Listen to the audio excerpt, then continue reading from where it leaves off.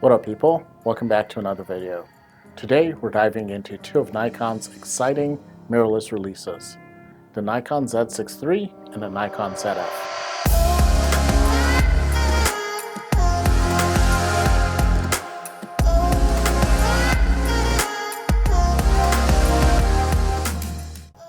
Whether you're a hybrid shooter who needs high-speed performance or a stills photographer enchanted by retro design, one of these might be the perfect fit for you.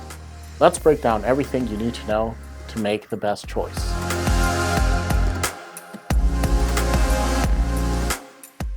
The Nikon Z6 III and Zf might look different on the outside, but under the hood they share the same important features.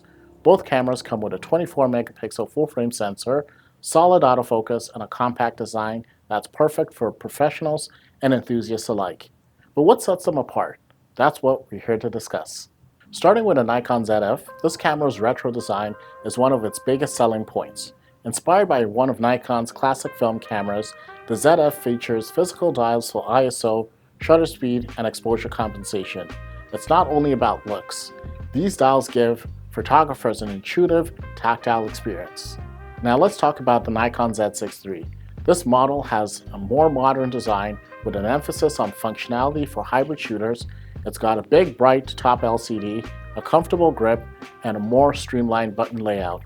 This is the camera for photographers and videographers who want performance without the frills. Both cameras use Nikon Z battery and offer similar battery life. In terms of weight, the Zf is slightly lighter, making it easier to carry around for casual photography sessions.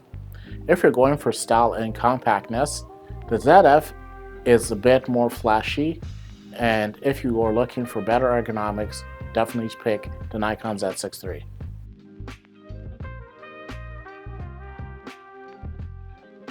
Now, here's where the Nikon Z6 III really shines. With internal 6K 60p RAW recording and 4K at 120p, this camera is a powerhouse for videographers. The Zf, on the other hand, maxes out at 4K 60. If you're serious about video production and need those high resolutions and frame rates, the Nikon Z6 III is the clear winner here. And it's not just about resolution. The Z6 III's high-speed CF Express card slot lets you record for longer and transfer files faster, perfect for professionals who need fast storage solutions.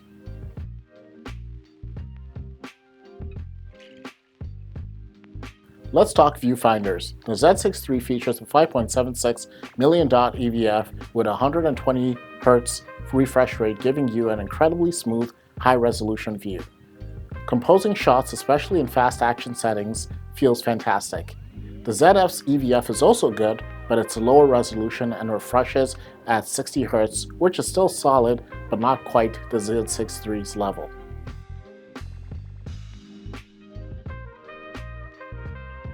So what about image quality?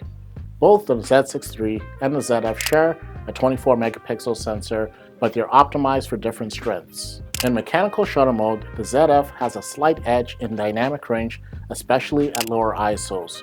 For landscape or studio photographers who focus on stills, this advantage in dynamic range might make the Zf more appealing.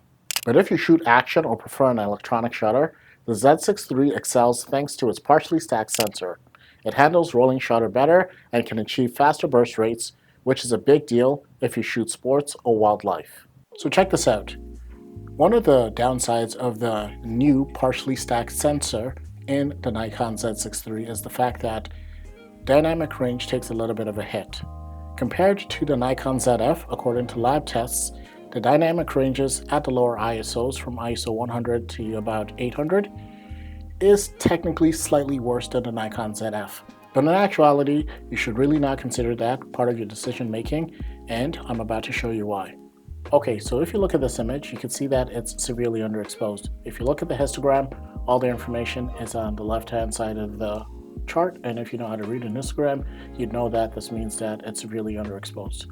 Now, we're going to go and just increase the exposure, and then we're going to take a peek into the shadows. So we'll look at the black part of the shirt, and yes, you see a little bit of noise.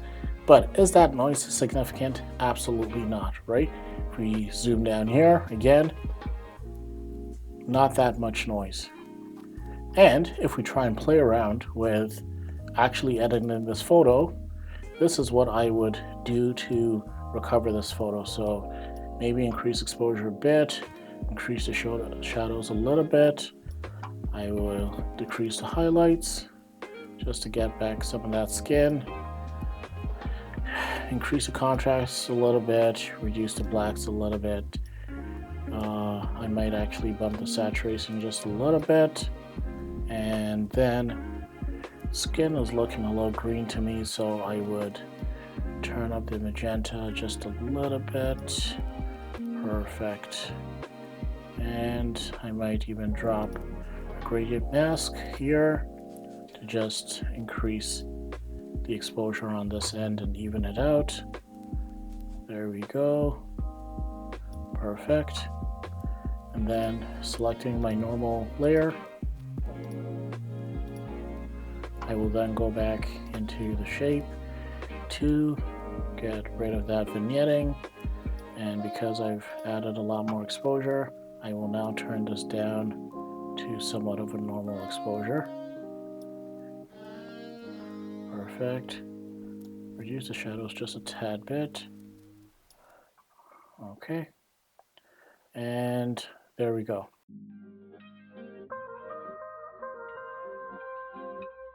One interesting difference is in the storage. The ZF has a dual card setup with one SD card and one micro SD card slot. It's functional, but may be a bit fiddly for some photographers. On the other hand, the Z6III combination of UHS-2 SD card slots and CF Express Type B cards give it an edge, especially for shooting in high speed or video settings. That CF Express card allows for faster burst shooting and quicker file transfers.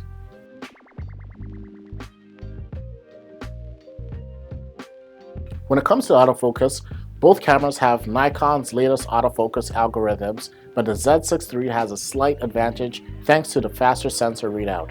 In testing, the Z6III provided better results when tracking fast-moving subjects, making it a better choice for action photography. The Z6III also posts a 20 frames per second burst rate in RAW compared to the ZF's 14 frames per second. For action shooters, that faster burst rate can mean capturing those critical second moments.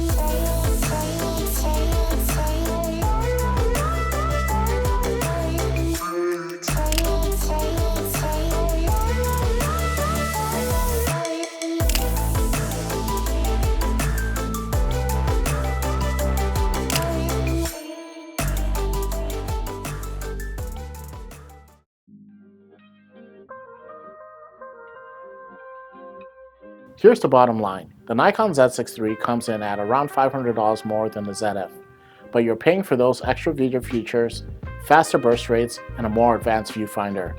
If you're a hybrid shooter who needs top-notch video, or if you shoot fast action, the Z6 III is worth the investment. But if you're focused on stills, or you love the retro vibe, the Nikon Zf is a fantastic camera that saves you some cash. It offers solid performance with a design that brings you a classic feel to every shot. So what camera is right for you? If performance and versatility are your top priorities, go with the Z6 III.